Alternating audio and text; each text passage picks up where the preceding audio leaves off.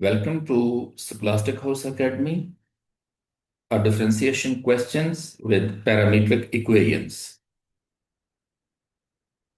X and y functions are given and we have to find dy over dx as a cosec 3t, where a is constant to be found. First of all, if y equals to tan 3t,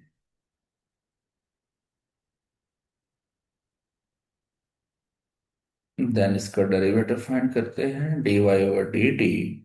Derivative of tan is secant square 3t into derivative of 3t is 3. So 3 secant square 3t. X is equal to 2 over cos 3t. अगर numerator में constant हो तो quotient rule की बजाय इसको ये format बना दे, cos 3t power -1. Power rule apply करना कंपैरेटिवली आसान है, अदरवाइज 2 over समथिंग इसके ऊपर हम क्वेश्चन रूल भी अप्लाई कर सकते थे. 2 into -1 cos 3t -1 then -2 cos 3t का डेरिवेटिव नेगेटिव साइन 3t और 3t का डेरिवेटिव 3. अगर इसे सिंप्लीफाई किया जाए तो ये negative times negative positive, 3 2s are 6 cos 3t power -2 into sine 3t. Okay, अगर आप y को डिफरेंशिएट करते हैं तो आपको एक इंडिपेंडेंट मार्क मिलेगा यहाँ पे, independent of method mark, that is b1. इसी तरह अगर आप x फंक्शन के ऊपर जो कि कंपैरेटिवली बड़ा है तो इसको डिफरेंशिएट कर देते हैं तो यहाँ पे आपको एक मेथड मार्क हासिल होगा. अब अगर इसे सिंप्लीफाई करते हैं, like 6 sine 3t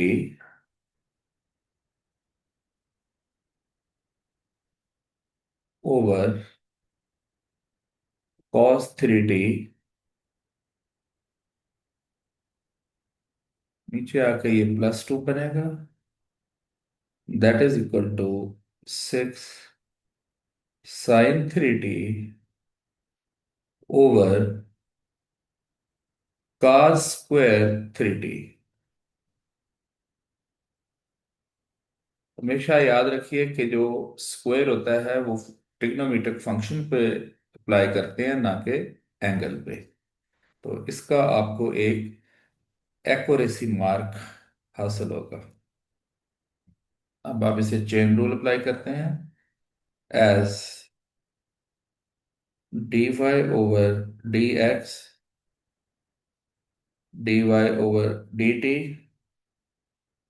into dx over,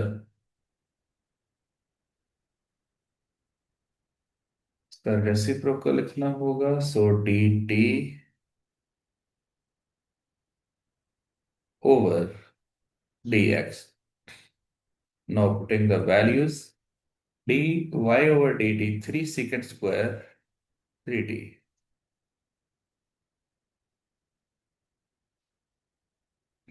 अगर इसका मैं रेसिप्रोकल फॉर्म लिखूं तो ये होएगा cos स्क्वायर 3t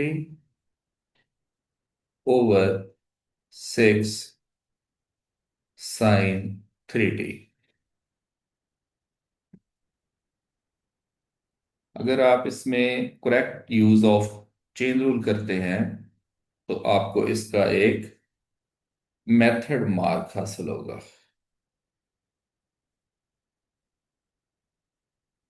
सिंप्लीफाई करते हैं to get final answer.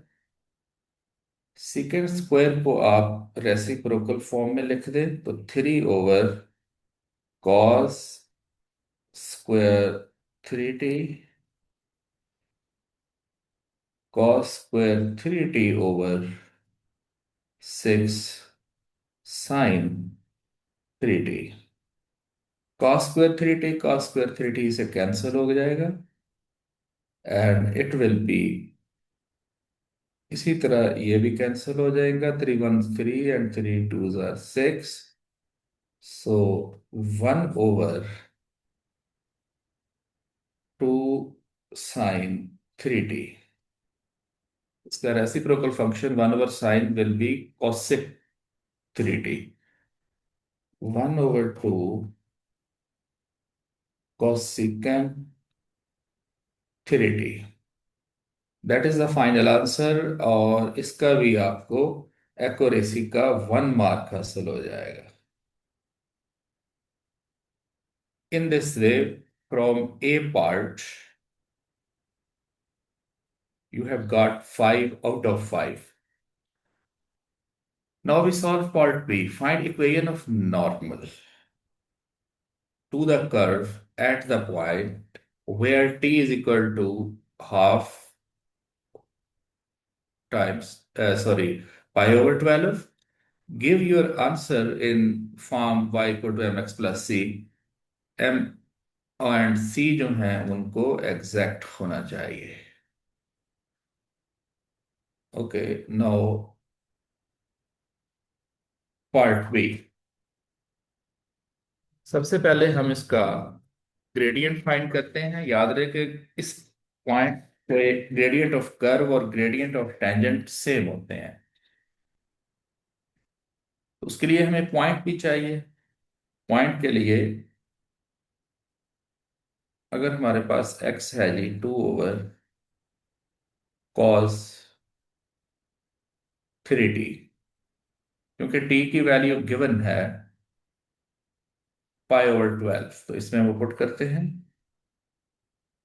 2 cos 3 into pi/12।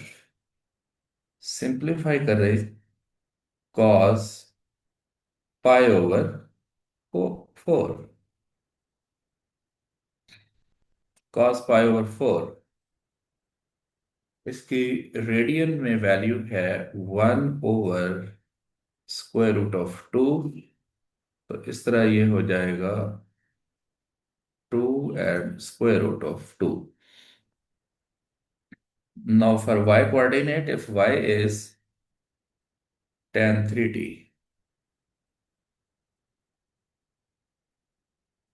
that is equal to tan 3t की वैल्यू है जी pi/12। तो ये है tan pi/4 and tan pi/4 is 1। therefore point आपका बन गया x coordinate is 2 √1।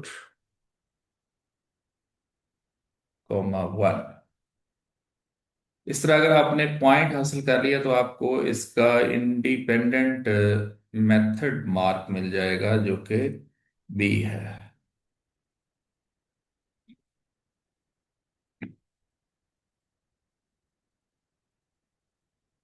Again if we have dy over dx from part A 1/2 sin 3t, इसमें t की वैल्यू पुट करते हैं ताकि हमें ग्रेडियंट हासिल हो। dy over dx 1/2 sign 3t है जी पाई/12 टू sin π/4। sin π/4 की वैल्यू प्लग इन करते हैं,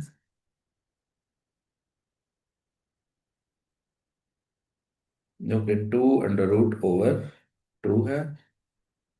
ये 2 और 2 कैंसिल हो जाएगा। 1/√2। याद रहे कि ये ग्रेडियंट ऑफ कर्व और ग्रेडियंट ऑफ टेंजेंट है। लेकिन हमें जो फाइंड करना है वो इक्वेशन ऑफ नॉर्मल फाइंड करना है। Therefore gradient of normal that is equal to, negative लगा के इसका रेसिप्रोकल कर देंगे, एंड इट इज m। जब आप ग्रेडियंट ऑफ नॉर्मल बना लेते हैं तो इसका आपको वन मोर मेथड मार्क हासिल हो जाता है।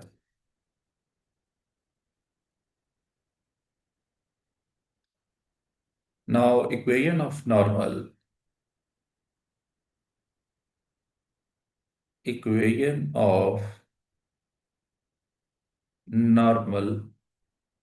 y-y1 m into x-x1। हमारे पास पॉइंट था टू 2√1। ये आपका x1 होगा और ये आपका y1 होगा। m is here, so y-y1 is 1, -2 under root is gradient, x1 है जी 2, 2 अंडर रूट। अगर आप इक्वेशन ऑफ नॉर्मल में करेक्ट वैल्यूज प्लग इन करते हैं, then one more method mark for final answer. Just simplify कर दें इसे। y-1 -2 under root x plus, अगर अंडर रूट 2 को 2 अंडर रूट 2 से मल्टीप्लाई कर देंगे तो ये 4 होगा, and y is equal to -2 under root x +4 +1। In this way, you will get -√2x plus 5 as final answer. And finally, you have one more accuracy mark. तो ये 4 mark का B part था और ये पार्ट था इसका 5 mark का। इस तरह आपने टोटल 9 मार्क का एक बिग क्वेश्चन सॉल्व किया। आई होप कि आपको इसकी अंडरस्टैंडिंग होगी। For more detailed videos, follow Facebook, Instagram pages, and subscribe YouTube channel Scholastic Course Academy. See you in next video with a new problem.